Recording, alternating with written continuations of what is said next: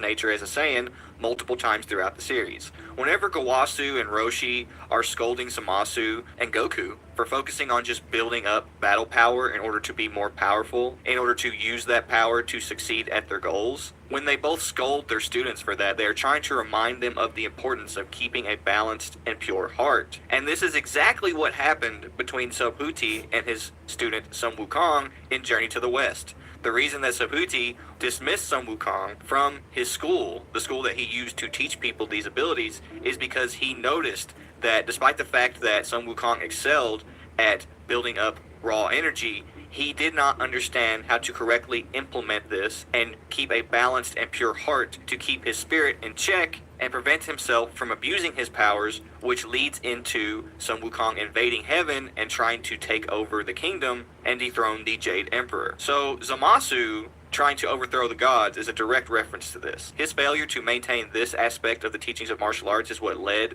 to his conquest against the gods and immortals, whereas Goku, who mastered this teaching as a result of listening to his many masters on Earth, Master Roshi, and finding the answer within his pure heart as a result of not only being raised by all these mystical, wise martial arts masters, but also having a pure heart by nature as a result of being raised by Grandpa Gohan. That's why Grandpa Gohan is blatantly referenced as one of the most important masters that Goku had in the Tournament of Power arc in the Dragon Ball Super manga, is because Like how he says, my heart's as pure as a gentle stream. Streams are not gentle.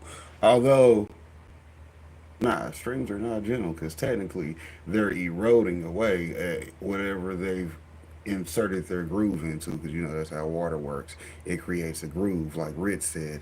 It had you inside of the groove, but that's what water does. It pushes and moves because as it fills up, it'll move things, which is literally what I'm saying. It'll move things, so it can be calm and gentle, but it's always something in motion. Shout out to the motion aspect of it, because you know I'm getting high now, so I'm actually starting to think about some other stuff. I better get my notepad out so that way I don't be losing these high thoughts. You get that high vibrational frequency going on, and your ass don't even know what the fuck I'm talking about. The people just came in, double tap the screen, do the YouTube thing, quit being a hater. You know, you're swiping, like the video.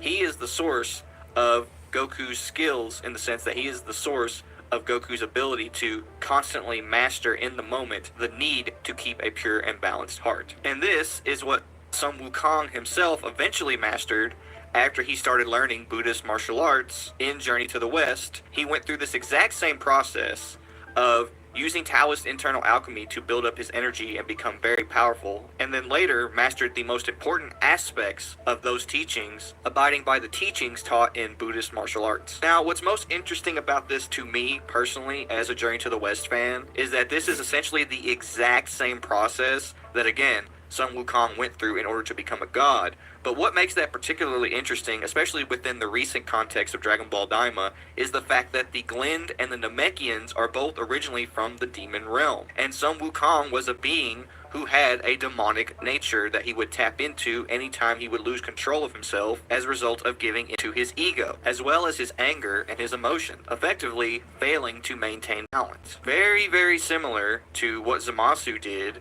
whenever he gave into his ego in Dragon Ball Super, and the opposite of what Goku achieved by controlling himself through his anger, which feeds the ego, and maintaining his identity and his teachings as an Earthling through the Super Saiyan transformation. So essentially the process that we are seeing all of these gods go through, who were originally from the demon realm, they were originally demons themselves, is in a more literal and blatant sense the exact same process that Sun Wukong went through that led to him being a deity or a Buddha that could